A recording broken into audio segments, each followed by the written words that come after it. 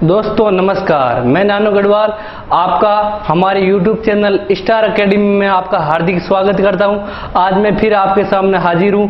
आज हमारा टॉपिक है रीट का टॉपिक है ऊष्मा एवं सौरमंडल। ऊष्मा एवं सौरमंडल में से जो गत वर्ष पेपरों में जो क्वेश्चन आए वो क्वेश्चन लेकर आपके सामने हाजिर हूँ। आपको पिछली क्लास कैसी लगी आप कमेंट करके जरूर बता दिया करो ताकि हम भी मोटिवेट होते रहें। आप देखो अब आज में ये जो आरटेट 2011 और रीट में और जो ये क्वेश्चन आए हुए मैं आपको ये क्वेश्चन कराऊंगा। कल आपको इसी टॉपिक में से जो आरबीएसई एनसीईआरटी में जो बुकों में ऑब्जेक्टिव टाइप क्वेश्चन है वो आपको क्वेश्चन कराऊंगा ताकि ये क्वेश्चन और वो दोनों क्वेश्चन आप यदि मिला के पढ़ लो तो आपको ये तो पता चल जाए कि क्वेश्चन किस प्रकार पूछे जाते हैं। ठीक है, अब देखो हमारा पहला क्वेश्चन की ओर चलते हैं। पहला क्वेश्चन है ऊष्मा संचरण की कौन सी विधि में माध्यम की आवश्यकता नहीं होती है। ठीक है ना, ऊष्मा संचरण की कौन सी विधि में माध्यम की आवश्यकता नहीं होती। ठीक है ना, पहला है विकिरण, दूसरा है संवहन, तीसरा है चालन और चौथा है हमारा विसरण। ठीक है, तो इसका आंसर है विकिरण।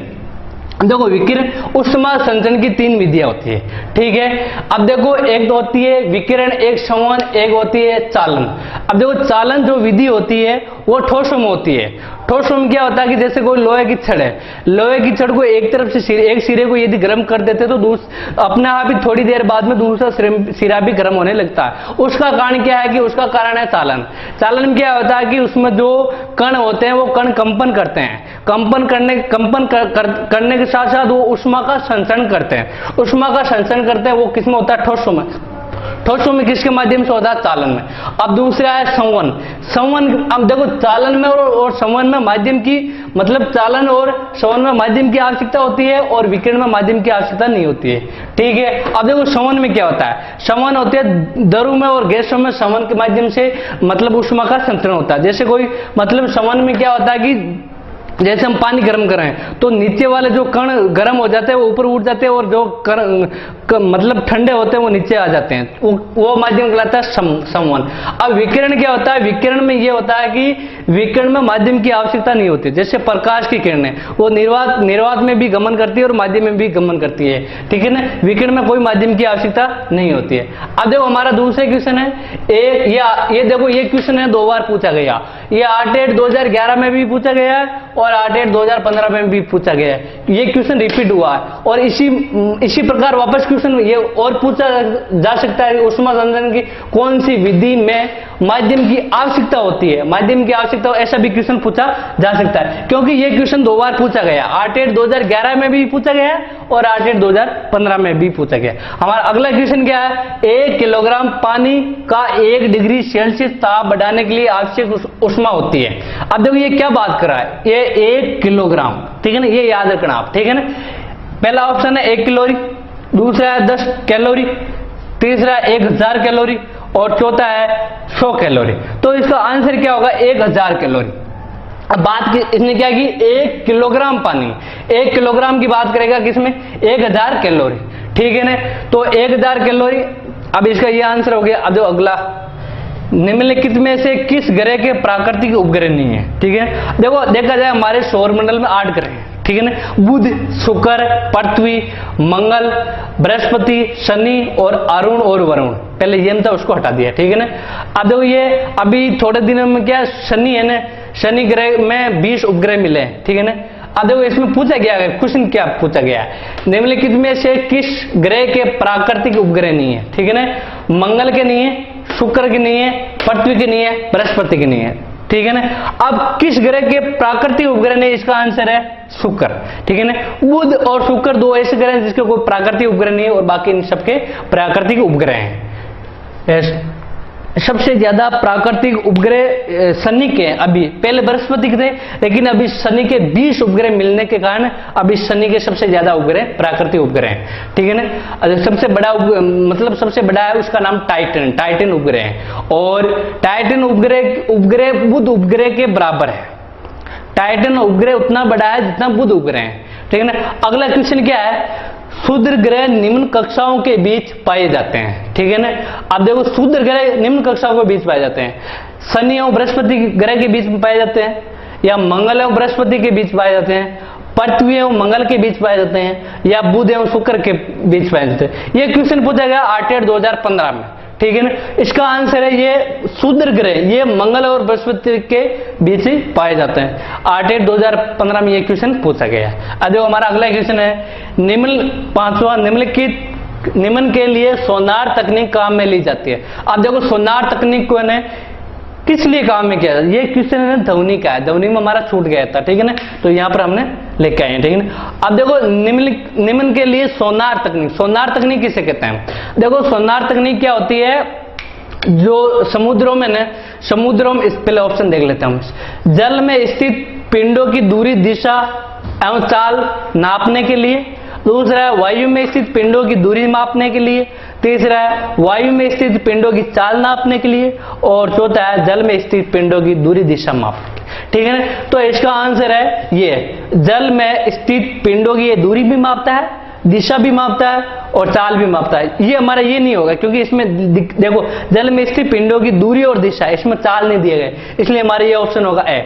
अब देखो सोनार तकनीक क्या होती है। ये जो सोनार तकनीक होती है ना, सोनार तकनीक में ध्वनि तरंगे उस समुद्र में या पानी में प्रसारित की जाती है।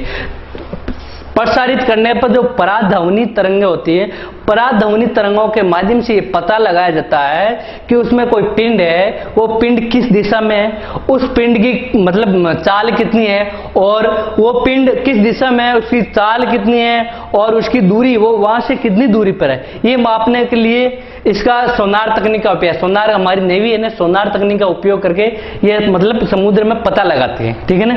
अब देखो अगला क्वेश्चन हमारा, सौर मंडल में लाल ग्रह कौन सा है। अब देखो ये सोनार तकनीक वाला था, 8/8/2015 में ये क्वेश्चन पूछा गया। अब इसे रिलेटेड क्वेश्चन इसी तकनीक में से मतलब ये रडार, वो हमारा ध्वनि तरंग में हमने रडार तकनीक, रडार के बारे में भी पूछा जा सकता है, इसे रिलेटेड क्वेश्चन पूछा जा सकता है, ठीक है ना। अगला हमारा क्वेश्चन है छठवां क्वेश्चन, सौर मंडल में लाल ग्रह कौन सा है।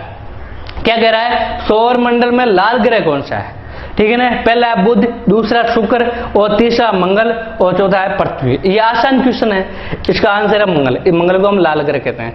लेकिन अब देखो अब अगला देखो, इसमें बुध होता है, ये पृथ्वी मतलब शुक्र है, शुक्र को है ना सांझ का तारा भी कहते हैं, और शुक्र को सांझ का तारा इसलिए कहते हैं और पृथ्वी की बहन भी कहते हैं। सांझ का तारा इसलिए कहते हैं कि शुक्र है ना, शुक्र ग्रह मतलब शाम की टाइम चमकीला दिखाया जाता है, ये चमकीला दिखाई देने के कारण इसे सांझ का तारा कहते हैं, और शुक्र को पृथ्वी की बहन कहते हैं। पृथ्वी की बहन इसलिए कहते हैं कि ये जो शुक्र होता है ना, शुक्र का आकार पृथ्वी के जितना ही है, इसलिए पृथ्वी की बहन कहा जाता है। अब देखो इसमें और क्वेश्चन क्या पूछा जा सकता है कि पृथ्वी को कौन सा तारा कहते हैं, मतलब पृथ्वी का कौन सा ग्रह कहते हैं, नीला ग्रह कहते हैं। अब इसे यही क्वेश्चन बन सकते हैं।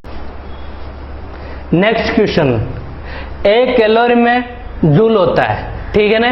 0.24 जूल, 4.18 जूल या 3.6 जूल या 4.18 जूल इंटू 10⁻³ जूल, ठीक है। तो इसका आंसर है 4.18 जूल। 1 कैलोरी में जूल होता है, ये क्या पूछ रहा है 1 कैलोरी में। यदि ये पूछ ले 1 किलो कैलोरी में जूल होता है, मतलब 1 किलो कैलोरी में जूल होता है, तो इसका आंसर क्या होगा, 1 किलो कैलोरी का होगा 4.18 तो हो गया 1 कैलोरी का, और किलो का हो जाएगा 10,000 मतलब 1000। 1000 का क्या हो जाएगा, 10 की घात कितनी हो जाएगी 3 जूल। तो इसका आंसर किलो का पूछा जाए तो 4.18 10⁻³ जूल, और यदि कैलोरी का पूछा जाए तो 4.18 जूल होता है, ठीक है। अगला क्वेश्चन क्या है, 8वां, एक स्वस्थ मनुष्य के शरीर का ताप कितना है। क्या पूछ रहा है कि एक स्वस्थ मनुष्य का शरीर का ताप कितना है। अब देखो वैसे देखा जाए तो सेल्सियस में होता है 37 डिग्री सेल्सियस, और ये पूछ रहा है फ़ारेनहाइट में, तो इसका आंसर होता है मतलब पहला ऑप्शन क्या है, 98.6 फ़ारेनहाइट या 98.4 फ़ारेनहाइट या है 99.5 फ़ारेनहाइट या 48 फ़ारेनहाइट। तो इसका आंसर है 98.6 फ़ारेनहाइट। अब देखो इसको सेल्सियस से हम फ़ारेनहाइट में कैसे बदलते हैं, इसका सूत्र क्या है, F-32/9 बराबर C/5। इस सूत्र के माध्यम से हम फ़ारेनहाइट को सेल्सियस में बदल सकते हैं और सेल्सियस को फ़ारेनहाइट में बदल सकते हैं, ठीक है। अब देखो हम यदि सेल्सियस की जगह कितना रख दें हम 37, तो 37/5 और ये गुणा में 9, F- कितना हो गया 32, ठीक है। 37 को 9 से गुणा करो, कितना हो जाएगा 333 अपॉन 5, f माइनस 32, ठीक है। अब ये 5 का 333 में भाग दिया, ये हो जाएगा हमारा 66.6, और f माइनस 32 इधर माइनस का उधर जाएगा, प्लस का हो जाएगा, ये हो जाएगा 98.6 फ़ारेनहाइट। कितना हो जाएगा 98.6 फ़ारेनहाइट। अगला क्वेश्चन देखो, अगला क्वेश्चन हमारा 9वां, पसीने का मुख्य उपयोग है। पसीने का उपयोग किस में किया जाता है? शरीर का ताप नियंत्रित करने में, शरीर से जल की मात्रा संतुलित करने में, शरीर में विष पदार्थ निकालने में, या त्वचा के छिद्र से गंदगी दूर करने में।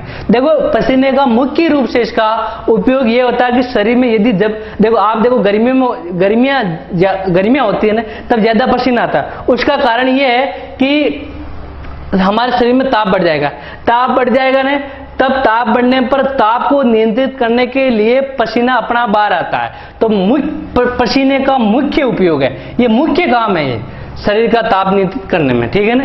अब देखो अगला क्वेश्चन हमारा, चाय को प्याले से तसली में डालने पर चाय शीघ्र ठंडी क्यों हो जाती है? ठीक है, मतलब प्याला कप में थी और कप से हमने इसको किस में डाली, उसको तसली में, तसली में डालने पर वो जल्दी ठंडी क्यों होती है? उसका कारण क्या होता है? चाय का पृष्ठीय क्षेत्रफल बढ़ जाता है, वाष्पन दर कम हो जाती है, या वाष्पन दर बढ़ जाती है, या ए व सी दोनों। मतलब चाय का पृष्ठीय क्षेत्रफल बढ़ जाता है और वाष्पन दर बढ़ जाती है। इसका आंसर ये होगा। अब देखो इसका आंसर ये क्यों होगा?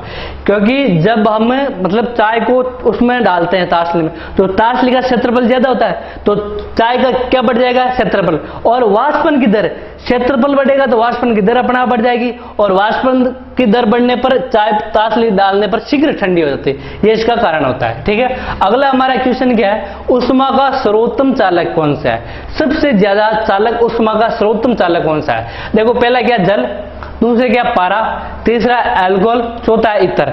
तो इसका आंसर है पारा। देखो हम बुखार मापने के लिए उसमें जो थर्मामीटर होता है, थर्मामीटर में पारा का उपयोग क्यों किया जाता है? क्योंकि उसमें वो ऊष्मा का सर्वोत्तम चालक है, वो ताप का जल्दी पता लगा लेता है, ठीक है ना।